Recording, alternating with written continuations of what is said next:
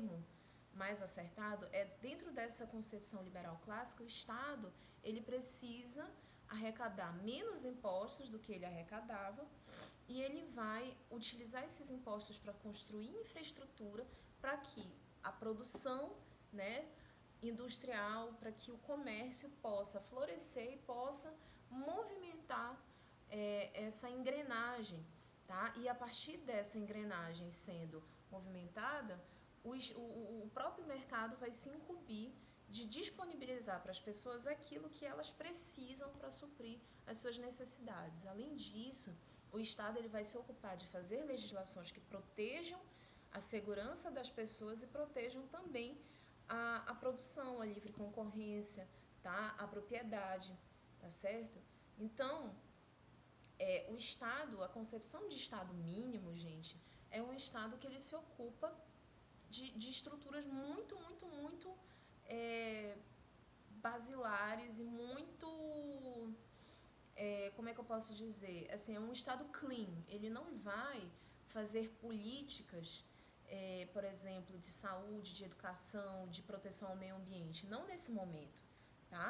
E antes que vocês digam que o Adam Smith era um burguês safado, que ele era uma pessoa mal intencionada, eu gostaria de lembrá-los que o capitalismo ele estava se iniciando, né? O modo de vida burguês ele ainda não estava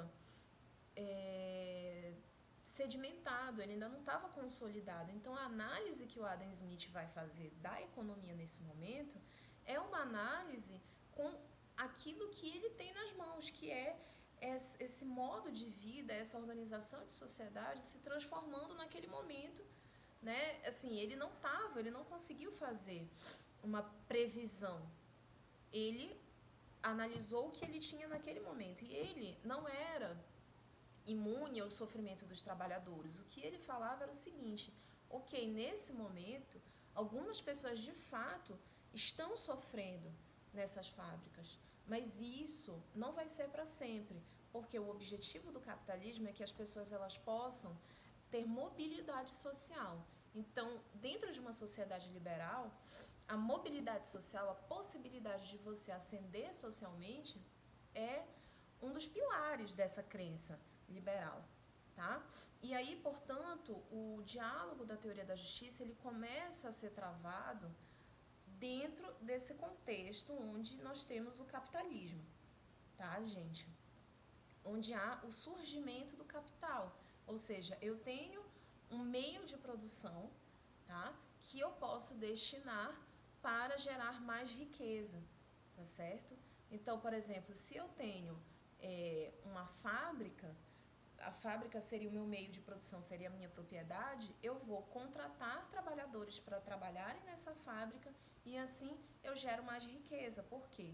Porque eu consigo transformar o produto, o insumo que eu recebo. Por exemplo, se eu tiver uma fábrica de calçados, eu vou receber o couro, os tecidos, a cola, a madeira para fazer esses calçados, eu vou transformar isso, eu vou agregar um valor a esse material, vou conseguir disponibilizar isso para a sociedade, para quem puder comprar, quem tiver interesse de comprar, eu vou estar pagando os trabalhadores para que eles realizem essa tarefa. Então, de uma certa forma, o trabalho remunerado também é algo muito característico do pensamento liberal, tanto na economia quanto no pensamento da teoria da justiça. Por quê? Porque os liberais eles se opõem à escravidão, seja pelo fato da escravidão ela ser degradante em si só e ela retirar a liberdade do escravo, seja pelo fato de que o escravo ele não é remunerado pelo trabalho que ele faz e, portanto, além disso ser injusto, porque ele de fato está contribuindo, né, para a sociedade, isso também é injusto do ponto de vista liberal clássico capitalista, porque ele não vai poder consumir os insumos, na verdade os produtos que o capital está ofertando para ele, tá? Então, eu também estou fazendo um benefício para aquela pessoa que está trabalhando como operária na minha fábrica, porque ela está sendo remunerada pelo trabalho dela, Não estou dizendo bem remunerada, eu estou dizendo que ela está sendo remunerada, tá, gente? Então são coisas diferentes, por favor. E, além disso, eu estou gerando valor para mim, que sou o dono do empreendimento, tá? Então a ideia da gente estudar o Adam Smith é compreender que nós estamos ainda numa sociedade capitalista, que o capitalismo ele vem se renovando, isso é verdade, mas que, querendo ou não, a lógica onde esse debate todo vai ocorrer é a lógica do capital, é dentro desse sistema que a gente está conversando.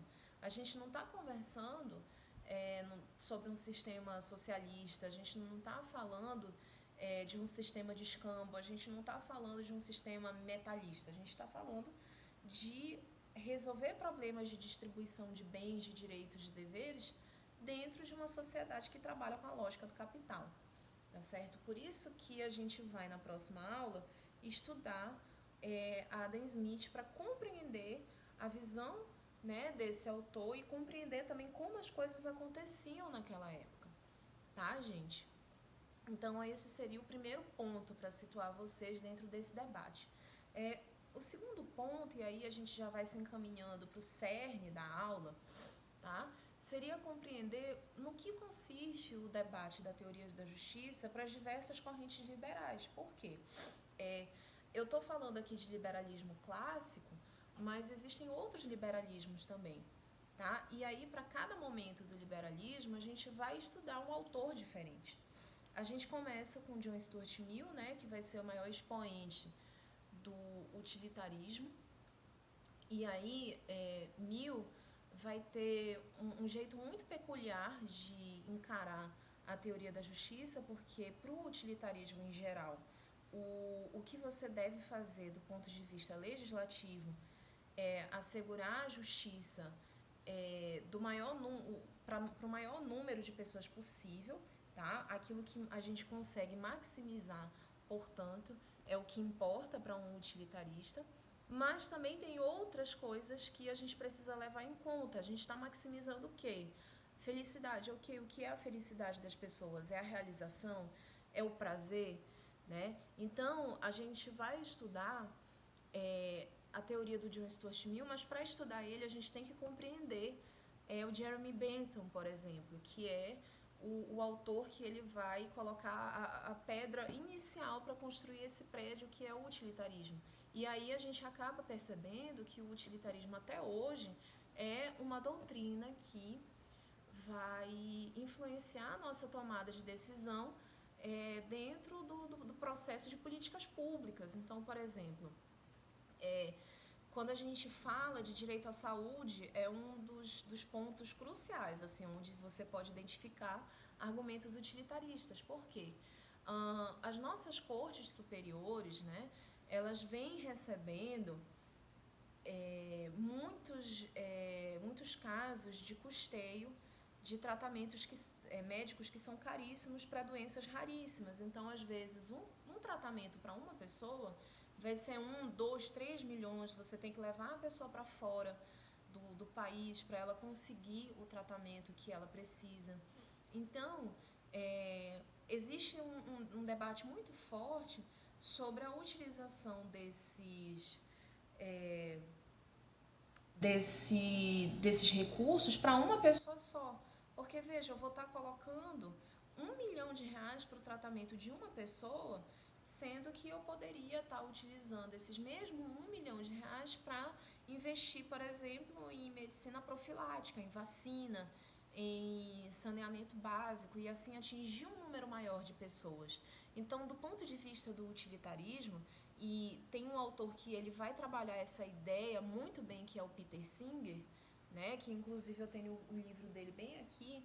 Se alguém quiser se aprofundar no debate do utilitarismo, esse aqui é um excelente livro, Ética Prática, do Peter Singer. Como é que a gente vai tomar essa decisão?